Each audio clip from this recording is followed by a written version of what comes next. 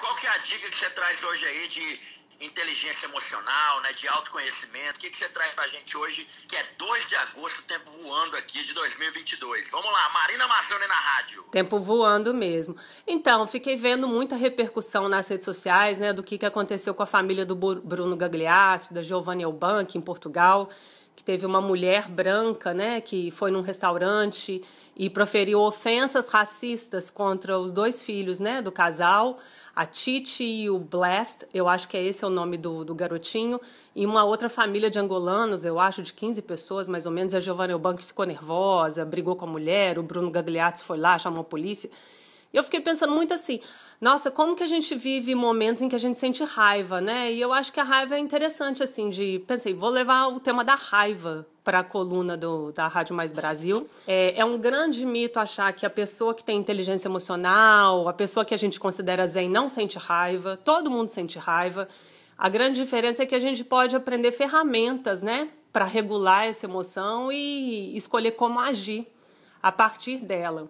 O Mahatma Gandhi, né, que foi um grande símbolo da cultura de paz, ele era um homem assim que fazia revoluções pacíficas, né, revoluções não violentas, mas ele diz, né, tem relatos dele falando que ele sentia muita raiva e que ele aprendeu a lidar com a raiva. Tem até um livro que o neto dele escreveu chamado A Virtude da Raiva, porque o neto dele, quando criança, foi morar um tempo com Mahatma Gandhi. E os pais o filho do Mahatma Gandhi com a esposa, eles estavam preocupados porque o garoto era um garoto assim que tinha muitas expressões, comportamentos assim de expressão de raiva.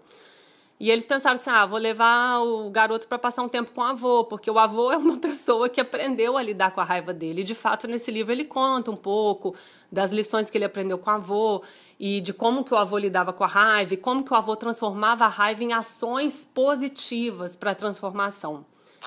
Marina, te cortando rapidinho, a questão do caso do Galhaço lá e a Giovanna, né? O pessoal lá, porque teve até agressão física lá, né? Ela partiu pra cima da mulher mesmo, agrediu a mulher, claro, porque você imagina. A gente fala, porque claro que a rádio aqui não tá excitando a violência, nada, mas se coloca no papel de uma mãe, do pai, gente, né? E vê uma situação daquela, lembrando, ontem a gente até falou que happy hour, da questão que essa mulher aí, ela agrediu verbalmente não só as crianças, mas os angolanos que estavam lá também. E os angolanos não fizeram nada, simplesmente viraram as costas e deixaram para lá. As crianças já instruídas pelo pai e pela mãe em questão de racismo, na verdade a moça, a mulher lá, ela falou alguma coisa para as crianças, e as crianças falaram para a mãe e para o pai, não foi na frente dos pais. Entendeu? Aí as crianças foram nos pais e contaram. Aquela mulher fez isso e aquilo. Aí comprovaram mesmo, por causa dos angolanos estavam lá. Aí que ela partiu para cima. Enfim, a gente tem que colocar no lugar, né, da mãe e do pai. Tá todo mundo falando aí, porque você não pode revidar e tal. Ontem na Globo eles estavam falando isso. A Globo também deu muita moral para eles lá, mas a questão da violência não pode. Mas se coloca aí na mãe do pai. Que eu falo. Eu sou mãe, você pode fazer qualquer coisa pra mim. Exato. Eu vou tolerar ao máximo, mas quando é com o seu filho, gente... Não tem jeito, não tem jeito, realmente. E aí, como que se trata, como que você acha uma análise disso aí, Marina?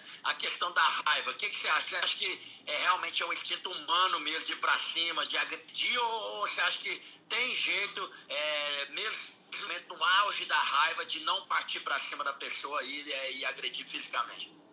Então, assim, eu não quero entrar muito na reação, no comportamento do casal famoso, porque, assim, quem sou eu para julgar o que deve ter sido feito e como agir, né? Eu pensei em trazer o tema da raiva aqui, porque eu acho que eu acredito que ela é uma emoção que todo mundo sente em algum momento. E para mim me interessa pensar assim, quais são as ferramentas que a gente pode desenvolver e aprender para a gente regular as emoções e, a partir da regulação de emoções, escolher como é que a gente age. Eu acho que é isso que é importante, porque a emoção a gente vai sentir, a gente não controla o que a gente sente, mas a gente pode aprender a regular essa emoção, regular os sentimentos e escolher como agir. Na comunicação não violenta, que é a linha que eu estudo, a gente aprende que a raiva, por exemplo, ela é uma emoção que é uma mensageira de outros sentimentos que eu estou sentindo. Mas como sentir raiva é uma emoção assim que a gente identifica mais facilmente na nossa cultura, né? O que eu falo, quando eu falo identifica mais facilmente na nossa cultura, eu estou querendo dizer o seguinte: é um sentimento que a gente nomeia com mais facilidade. É como se a gente conhecesse mais esse nome, raiva, nervoso, irritado, e conhecesse ou usasse muito menos outros nomes de sentimentos para identificar de fato o que a gente está sentindo. Então, muitas vezes a gente acha que a gente está sentindo raiva ou que a gente está irritado, mas, na verdade, a gente tem outros sentimentos por trás, sabe? Que a gente ainda não está acessando. Por exemplo, pode ser que eu esteja com muito medo. E aí o sentimento de medo me faz ter uma reação que eu acho que tem a ver com raiva, mas na verdade se eu parar para pensar e se eu parar para entrar em contato com o que eu estou sentindo na verdade, eu tô agindo movida ao medo. Pode ser que eu esteja frustrada, pode ser que eu esteja cansada. Já percebeu, por exemplo, criança, né, bebê, quando está cansado ou a criança está cansada, começa a ter comportamentos mais irritadiços, mais desafiadores, porque na verdade está cansada, está às vezes querendo, já está na hora de dormir, mas como ainda não sabe regular a emoção, não reconhece, não identifica, não sabe nomear, começa a agir de forma irritadiça, mas na verdade por trás está um cansaço, um sono. Isso acontece com a gente também, que é adulto, porque a gente não... Na verdade, essa criação de aprender a regular a emoção, de identificar a emoção, de uma alfabetização emocional, isso é tudo muito recente. Então, a gente cresce sem saber fazer isso. E aí, por exemplo, se você foi uma criança, às vezes, que tinha essas expressões que a gente julga como expressões mais de raiva, mais de irritação, às vezes você vai crescendo sendo rotulado como uma pessoa irritada, agressiva, nervosa, mas na verdade são outros sentimentos que você está ali para elaborar e não aprendeu a elaborar, a identificar, etc. e tal. Então, assim, a gente na comunicação não violenta, a gente fala muito que a raiva ela tem uma mensagem interessante, importante para a gente. E se eu acesso essa mensagem, nossa, o que eu estou sentindo aqui nesse momento? É medo. Eu, por exemplo, eu já vivi situações em que eu primeiro identifiquei raiva. Nossa, eu tô com muita raiva, tô muito nervosa. E depois, quando eu parei para respirar fundo e investigar o que eu estava sentindo, eu estava com medo. Eu estava com medo de uma situação, sabe assim? Eu estava vivendo uma situação que estava me colocando num lugar de muita vulnerabilidade, estava com medo porque eu estava sem controle daquilo que estava acontecendo, de que ia acontecer comigo, como que eu ia agir. Então, porque eu estava com esse medo, eu estava nessa resposta automática de me sentir irritada. Mas quando eu identifiquei, nossa, é medo que eu estou sentindo, como é que eu posso cuidar disso, então? Aí eu fui para ações, eu fui para a escolha de ações que realmente iam me proporcionar um cuidado para eu me sentir mais acolhida, para eu me sentir mais nutrida, com mais rede de apoio. Então aqui eu não estou falando que é errado sentir raiva e é o que eu falei, todo mundo vai sentir raiva, mesmo a pessoa com maior inteligência emocional do mundo, a pessoa mais zen do mundo, vai sentir raiva. O que a gente pode aprender são ferramentas. E quais são ferramentas, por exemplo? Já é comprovado que quando a gente medita, a gente começa a acessar muito mais a parte do cérebro chamada córtex pré-frontal, que é uma parte do cérebro que fica aqui perto da testa, por exemplo. E essa parte do cérebro, ela é responsável por regular nossas emoções.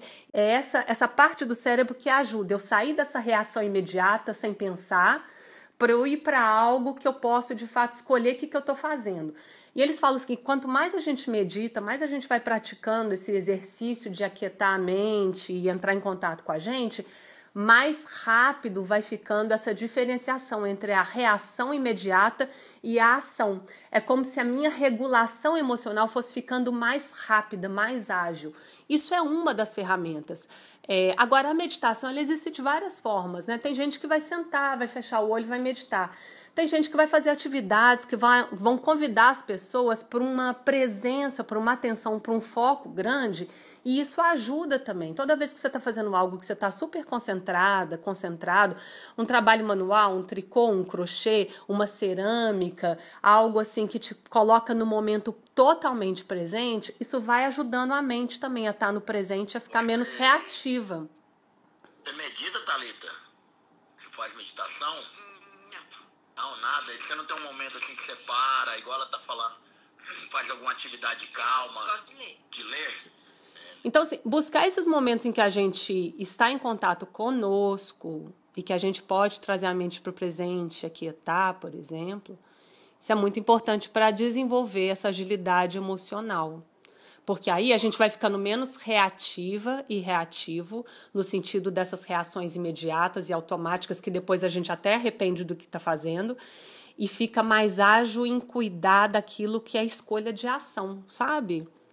Eu sei que é difícil, sabe? A gente vive rotinas apressadas, mas também assim, a gente não precisa começar com o ideal. Ninguém precisa começar parando 1 hora por dia para fechar o olho, sentar e meditar. Às vezes são 5 minutos, entendeu? E 5 minutos são 5 minutos a menos, às vezes, que você vai ficar no celular.